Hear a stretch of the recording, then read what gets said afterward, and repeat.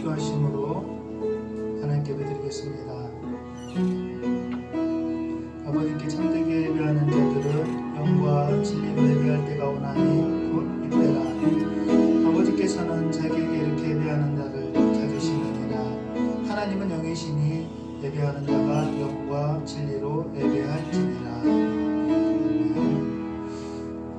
사도신경으로 신앙 고백하겠습니다.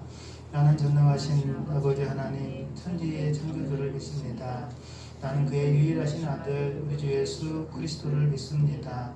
그는 성령으로 잉태되어 동정녀 마리아에서 나시고 본디오 빌라도에게 고난을 받아 십자가에 못 박혀 죽으시고 장사된 지 사흘 만에 죽은 자 가운데서 다시 살아나셨으며 하늘에 오르시어 전능하신 아버지 하나님 우편에 앉아 계시다가 거기로부터 살아있는 자와 죽은 자를 심판하러 오십니다.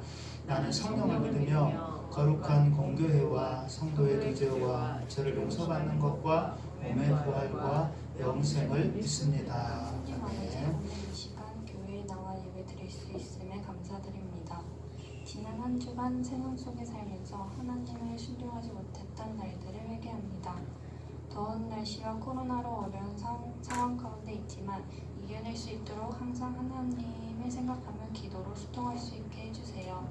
오늘 말씀 전하시는 전도사님께도 능력 주시사 그 말씀 듣고 은혜 받는 저희들 될 수 있게 해주세요. 사랑이 많으신 예수님 이름으로 기도드렸습니다. 찾으신 줄 알고 제가 공격해 올리겠습니다. 꿈에 본즉 사닥다리가 땅 위에 서 있는데 그 꼭대기가 하늘에 닿았고 또 본즉 하나님의 사자들이 그 위에서 오르락 내리락 하고. 자, 여러분들에게 제가 동영상을 하나 보여드릴게요. 동영상 총 3개입니다. 그러면 첫 번째, 두 번째, 세 번째 동영상이 뭐가 다른가 여러분이 한번 말씀을 해보세요. 제가 질문을 하겠습니다.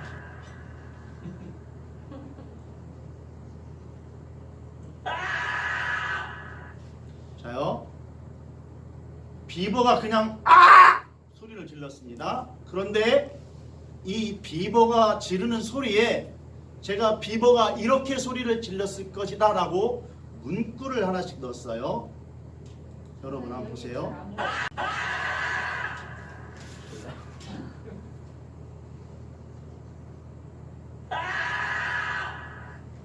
자, 하나 더 보여드릴게요.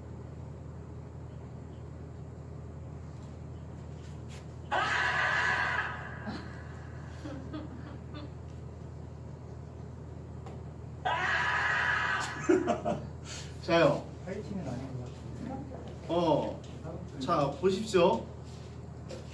첫 번째는 아무 글이 없어요. 그냥 비버가 소리 지른다라고 저는 생각을 했어요. 그런데 두 번째는 부정적인 단어로 소리를 꽉 지른 거예요. 싫어! 네. 그리고 세 번째는 화이팅! 소리를 질렀어요. 여러분 어떤 느낌이세요? 답을 구하기 위해서 묻는 것이 아니라 여러분이 어떤 느낌을 받는지 내가 물어보려고 한 거예요.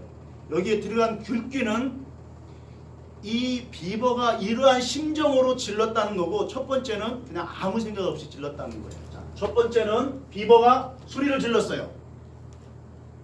비버가 아무 관계가 없는 그냥 동물 자신 본능의 소리예요. 두 번째는 제가 싫어를 넣었어요. 비버가 싫어라고 소리를 지른다고 생각을 해보세요. 얼마나 지금 비버가 울분이 터져 나오면 싫어라고 소리를 질렀겠어요. 아마 자기가 집을 짓기 위해서 강둑을 막았는데 뭐 인간들이 그 강둑을 헐어버렸나 보죠. 싫어하고 소리를 질러요. 지금 비버가 절규합니다. 세 번째, 화이팅! 하는 거예요. 우리 다시 집을 짓자! 화이팅! 그게 있죠. 첫 번째, 두 번째는 어떠한 관계가 형성이 되어 있어요. 그래서 무엇인가에 대해 좋다든지 무엇인가에 대해서 싫다든지 어떤 긍정과 부정이 있어요. 그런데 첫 번째는 아무 관계가 없어요. 이것이 우리가 하나님과의 모습입니다. 자, 예수 그리스도를 믿지 않는 사람들은 첫 번째겠죠. 하나님과 아무 상관이 없어요. 성경에서 무엇라고 말씀하든지 우림교회에서 111 전도운동을 하든지 아무 관심이 없어요. 그냥 하는가 보구나. 우리 아파트 밑에 저 우림교회에서 무슨 행사한데 이것이 예수 그리스도를 영접하지 않은 자들의 시선입니다. 그런데 우리의 시선은요, 둘 중에 하나예요. 싫어! 아이, 뭔 행사를 그렇게 자주 해요. 코로나인데 무슨 전도예요. 긍정이든 부정이든 화이팅 해봅시다. 전도를 한 사람이라도 해봅시다. 둘 중에 하나죠. 세상에는 하나님의 자녀인데 하나님 말씀에 순종해 가면서 사는 사람이 있고, 또 한 부류는 하나님 말씀에 불순종하며 살아가는 부류가 있어요. 또 한 부류는 하나님과 아무 상관없이 살아가는 사람이 있어요. 자, 여러분에게 그림 하나를 보여드릴게요. 제가 카톡에도 올렸는데, 자, 이 그림을 보고 무슨 생각이 드십니까? 저기 안 보이나요? 이 여자는 뭘 상징하는지 알죠? 법원에 이렇게 저울 들고 있는, 그렇죠? 나름 한번 의미를 가지고 해석을 해보세요. 자, 이 사람이 그리스도인이라고 한번 생각해 봅시다. 그리고 이 사람이 세상의 권력을 가진 사람이라고 생각해 봅시다. 그리스도인이 세상을 이끌어가야 하나요? 세상이 그리스도인들을 이끌어가야 하나요? 그리스도인들에게 답은 그리스도인들이 신앙으로 이 세상을 밝게 빛으로 인도해야죠. 그게 답이죠. 그런데 우리는 그렇게 솔직히 살아내지 못합니다. 세상 사람들이 안내하는 대로 따라가요. 근데 그 세상 사람들이 안내하는 대로 따라가는 것으로 끝나는 것이 아니라 내 발 한 발 한 발 디딜 때마다 꽃이 꺾여요. 자, 오늘 말씀에 보면 이삭의 가족이 나옵니다. 그리고 이삭의 그 삼촌, 야곱의 삼촌까지 다 나와요. 이 사람들은 어떤 삶을 살았는지, 무엇을 바라보고 살았는지 한번 보고 나는 현재 어느 시선에 머물러 있는지 여러분의 신앙의 상태를 한번 점검해 보시고 하나님 앞에 다시 한번 우리의 신앙의 모습을 거울로 내 모습을 보는 것처럼 볼 수 있는 귀한 시간이 되기를 원합니다. 자, 27장 1절을 한번 읽어보세요. 창세기 27장 1절. 자, 27장 1절을 여러분이 잠깐만 읽어주시기 바랍니다. 자, 시작! 이삭이 나이가 많아 눈이 어두워 잘 보지 못하더니 맏아들 에서를 불러 이르되 내 아들아 하매 그가 이르되 내가 여기 있나이다 하니. 이삭이요, 뭐가 어두워졌다겠어요? 눈이 어두워졌다겠어요. 성경에서 보편적으로 눈이 어두워졌다는 것은 그 사람의 영적 상태를 표현할 때 눈이 어두워졌다라고 합니다. 그리고 지금 여기에 보면 이삭이 자기가 얼마 살 날이 남지 않았다는 것을 느끼고 자녀들에게 축복을 하기 위해서 장자인 에서를 부릅니다. 그런데요, 이 장자의 축복을 하기 위해서 이삭이 에서를 부른 때의 나이가 131세예요. 그거는 여기에 안 나와 있지만 뒤에 다른 자녀들과 요셉과의 연대를 계속 추적해서 계산을 해보면 131세가 됩니다. 그런데 이삭은 몇 세에 죽냐면 180세에 죽어요. 마지막 유언을 하고도 50년을 더 살고 죽어요. 그런데 유대인들의 관례는 마지막 유언을 할 때에는 내 아버지가 죽은 나이를 기준으로 전후로 10년을 사이에 두고 유언을 하게 되어 있어요. 아브라함이 몇 세에 죽죠? 175세. 그러면 이삭은 165세나 185세에 마지막 축복 기도를 해야 돼요. 그런데 지금 130세에 축복 기도를 하고 자기는 180세에 죽어요. 영적으로 무디어져 있어요. 지금 육신적으로 눈이 어두워진 것도 있지만 영적으로 무디어진 상태예요. 영적으로 무디어지니까 무슨 일을 하죠? 에서에게 장자의 축복을 하겠다고 하면서 나 고기 좋아하니까 사냥해 와서 그 얘가 요리한 고기를 먹게 해라. 자기 식욕을 만족시키고 하나님의 복을 받아가라 라고 합니다. 하나님의 복을 자기 식욕을 조건으로 내세워서 자녀한테 축복하려고 해요. 굉장히 이삭이 영적으로 아주 무디어진 상태입니다. 그런데 왜 이삭이 이렇게까지 영적으로 어두워졌을까?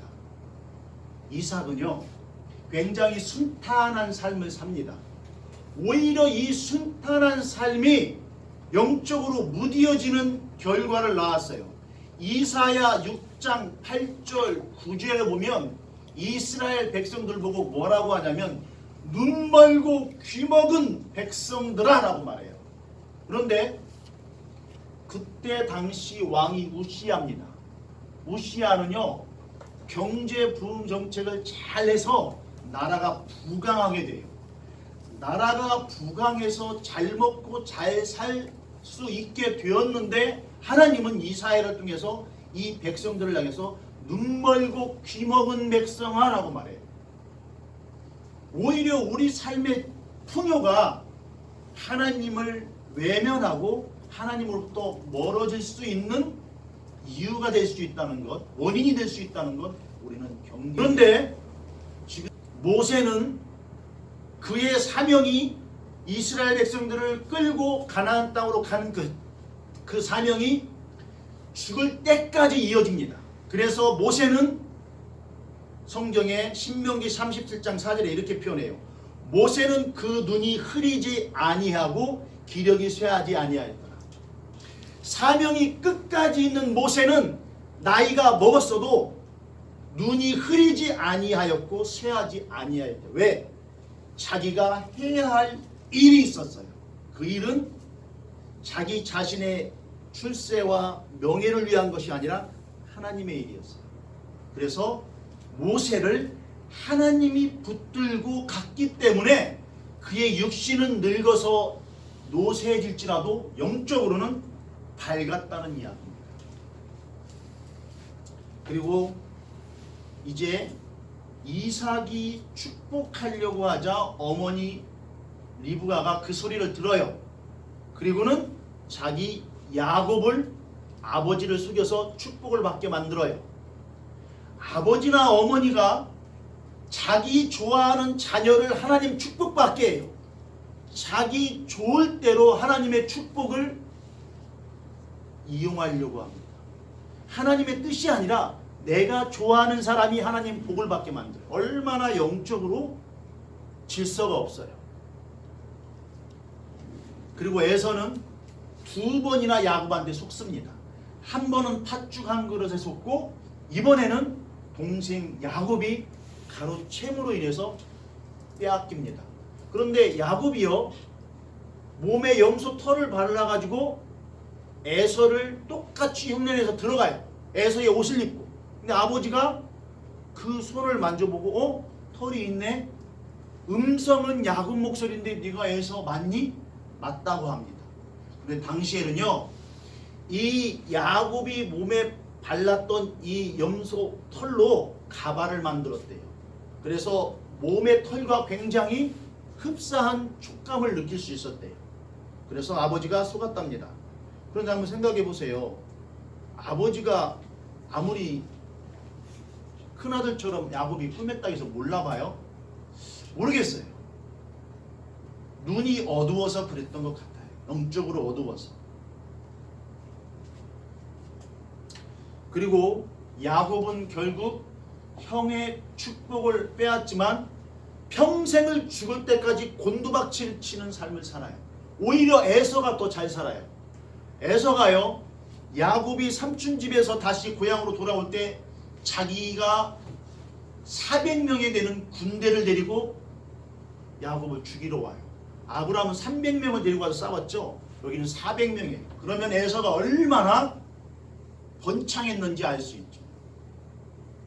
그런데 에서는 하나님으로부터 멀어져 있는 사람이에요.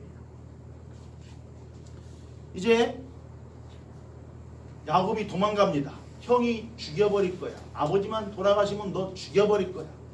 그 살기를 느꼈겠죠. 위협을 느꼈겠죠. 그래서 도망갑니다. 근데 도망가면서 어디에 도착하는지 28장 11절 여러분 한번 읽어보시겠습니까? 28장 11절. 28장 11절 시작. 한 곳에 이르는 해가 지니라 거기서 유숙하려고 그곳에 한 돌을 가져다가 베개로 삼고 거기 누워 자더니 한 곳에 이르러는 지금 야곱이 아버지도 속이고 형도 속이고 오갈 데 없는 상황에서 도망했는데 아무도 자기를 반겨주지 않는 돌을 베개 삼고 잠을 자야 하는 아주 처량한 신세를 표현한 단어예요. 유대인들에게는요 나그네 환대법이 있어요. 이 나그네 환대법은 뭐냐면 지나가는 나그네는 극진히 대접을 해야 하는 것이 관례로 되어 있었어요. 왜 그러냐면 유대인 이 사람들도 애굽에서 나그네였잖아요. 그리고 그 나그네였던 것을 기억하면서 너희도 나그네를 대접해라 했어요. 그리고 아브라함도 나그네를 대접하던 도중 천사를 대접하고 축복을 받잖아요. 그래서 나그네 환대법이 있었는데 지금 야곱이 그 들판에서 마땅히 배구잘 베개 하나 혼이불 하나 없으니까 돌을 베개 삼아 잔다고요. 야곱을 맞이해주는 어느 누구도 없는 황량한 삶 가운데 야곱이 기도합니다. 근데 기도는 하나님이 임재를 하고서야 기도를 해요. 하나님이 찾아옵니다. 야곱의 모습이 처량할 때 정말 이제는 더 이상 세상 그 어느 것 하나 잡을 수 있는 실오라기 하나 없는 희망 하나 없는 그 상황이 되었을 때 하나님이 찾아옵니다. 왜 그랬을까요? 사람이 가장 간절해질 때가 언제예요? 야곱은 기도해요. 말도 안 되는 기도를 해요. 그런데 가장 솔직한 기도예요. 하나님은요 우리의 솔직한 기도를 듣기를 원합니다. 사실 대표 기도가 긍정적인 면도 있고 부정적인 면도 있어요. 너무 대표 기도를 의식하다 보면 자기와는 상관없는 그냥 문장을 화려한 미사업으로 꾸민 하나의 기도문으로 기도하는 경우가 많아요. 여러분 하나님 앞에 진솔한 기도를 하세요. 기도할 때는 진솔한 기도를 하세요. 자 이제 야곱이 삼촌 집에 갑니다. 근데 라반은요 야곱이 잔꾀 9단이라면 라반은 10단이에요. 라반이요 어떤 사람이냐면 자기 여동생 리브가를 아브라함이 아브라함이 며느리로 얻기 위해서 그 몸종을 보내잖아요. 그런데 무엇 때문에 라반이 그 몸종을 극진히 대접하냐면 그 사람이 갖고 온 예물을 보고 낙타나 폐물을 보고 와 아브라함이 우리 삼촌이 성공했구나를 알고 그 종을 극진히 대접해요. 그런데 지금 야곱은 어떤 상태예요? 빈털털입니다. 그래도 빈털털이로 왔지만 아브라함이 이렇게 부자인데 한 달을 두고 봐요. 한 달을 두고 봤는데도 아무것도 없어요. 야, 너 우리 집에서 그냥 먹고 자고 그러기는 좀 그러니까 일을 해라. 제안을 합니다. 그러면서 제가요 야곱이 말합니다. 라헬을 사랑해요. 우리 썸 탔어요. 아내를 주세요. 그럼 7년을 일해. 그리고 7년이 됐습니다. 이제 7년이 됐습니다. 라헬을 저에게 주십시오. 그래 결혼해라. 그런데 아침에 일어나 보니까 야 우리 풍습에는 첫째를 둘째보다 먼저 시집 보내지 않아. 7년 더 일해. 그런데 야곱이 라헬을 얻기 위해 일할 때 어떤 마음으로 일했냐면 7년이라는 세월을 며칠같이 일했다겠어요. 이 며칠같이는 시간 연수에 대한 의식이 없이 야 내가 저 여자를 7년만 하면 아내로 얻는다는 부푼 기대로 일을 했다는 거예요. 야곱의 습성이 여기서 나와요. 이 며칠이란 말에 이 야곱이라는 사람은 자기가 한번 정해버리면 목표를 정해버리면 그냥 돌진하는 사람이에요. 그래서 형한테도 그랬고 아버지한테도 그랬고 지금 라반한테도 그렇게 하는 거예요. 그런데 결국 라반한테 속아서 20년을 일하잖아요. 하나님은요 그 야곱의 꾀를 역으로 이용해서 고생을 하게 만들어요. 야곱이 형 속였죠, 아버지 속였죠. 결국 자기는 라반한테 속죠. 자, 이 그림 한번 볼까요? 이 뭐예요? 쥐가 개구리 잡으려고 했는데 매가 그 개구리 잡는 쥐를 잡아가 버렸어요. 이게 세상입니다. 우리가 아무리 날고 뛰고 뛰어도요 우리 위에 더 날고 뛰는 사람이 있어요. 그런데 하나님 아래에 있다는 거예요. 결국 라반도 야곱보다 더 잔꾀가 뛰어난 사람이었지만 그도 결국 하나님 아래에 있었기 때문에 하나님의 섭리에 의해서 하나님이 축복한 야곱을 위한 그냥 서비스 삶을 살 수밖에 없었다는 거예요. 그 야곱을 속여먹을 수 있었던 것은 하나님이 허락했기 때문에 그렇다는 거예요. 그러면 야곱을 왜 속게 만들었을까? 이 야곱에 내재되어 있는 자기 중심적인 세속적인 이 번영의 신앙을 부수기 위해서 하나님은 그렇게 한 거예요.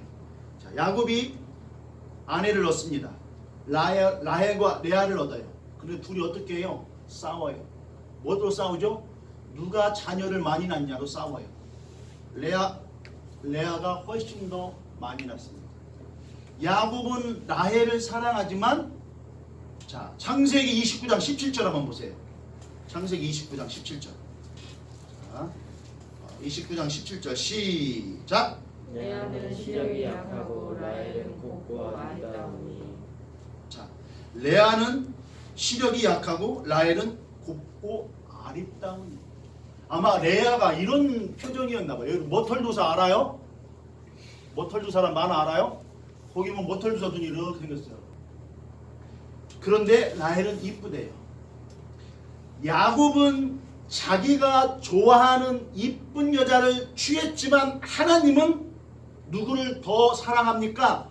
레아를 긍휼히 여기고 레아한테 자녀를 더 많이 줍니다. 그래서 그 자녀들의 이름을 보면 하나님이 레아를 얼마나 긍휼히 여겼는가를 알 수 있어요. 29장 32절에 보면 루벤이 첫째 아들 루벤이 나옵니다. 루벤의 이름이 뭔지 한번 보십시오. 29장 32절 저하고 같이 읽겠습니다. 레아가 임신하여 아들을 낳고 그 이름을 루벤이라 하여 이르되 여호와께서 나의 괴로움을 돌보셨으니. 남편 야곱한테 사랑받지 못하는 이 괴로움을 하나님이 돌봤대요. 그리고 시므온을 또 두 번째로 낳습니다. 33절에 내가 다시 임신하여 아들을 낳고 이르되 여호와께서 내가 사랑받지 못함을 들으셨다. 내가 사랑받지 못함을 들으셨다. 그래서 하나님이 위로로 이 아들을 주셨다는 거예요. 그리고 세 번째 아들 레위. 이제 내가 연합하리라. 야곱은 인간적으로 라헬을 사랑했지만 하나님은 레아를 긍휼히 여겨줬습니다. 그리고 이삭은 에서를 자기가 좋아하는 고기를 사냥해오는 에서를 좋아했지만 하나님은 야곱을 선택했어요. 우리는 세상 사람이 말하는 대로 따라가는 것이 아니라 하나님의 소리를 들을 수 있는 믿음의 사람이 되어야 한다는 것이 오늘 말씀입니다. 여러분의 시선이 어디에 머물러 있는가요?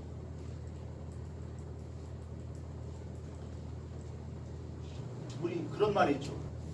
저기를 봐라 하면 저기를 봐라 하는 이 손가락을 보면 안 되고 이 손가락이 가리키는 곳을 봐야 하잖아요. 우리는 신앙적으로 영적으로 그렇게 깨어 있어야 한다는 겁니다. 자, 그런데 제가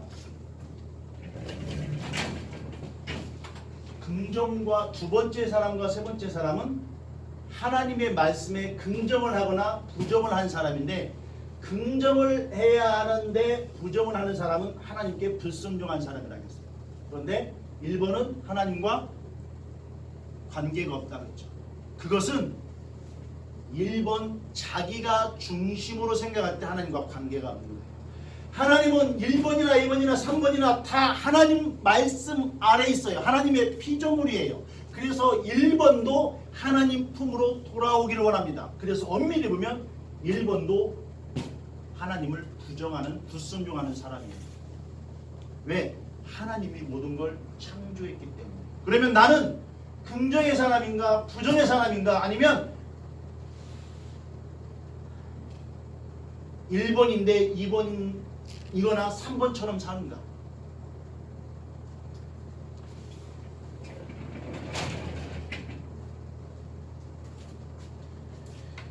고춧가루가 뭘 제대로, 무슨 맛을 내야 제대로 된 고춧가루입니까? 우리 고재수 문사님 매운맛. 말. 예? 매운맛이. 매운맛이 하나도 없는 고춧가루 무슨 의미 있어요? 김치 빨갛게 해 먹으려고 필요한가요? 필요 없죠. 맞습니다. 고춧가루는 매워야 돼요. 그래야 김치를 담글 때 써요. 자, 여러분, 영적으로 어두워지면 하나님의 자녀인데 하나님의 자녀답게 살지 못하고 그냥 세상이 이끄는 대로 살아갑니다. 그 이끌리는 한 걸음 발걸음마다 꽃이 꺾인다는 거 기억하세요.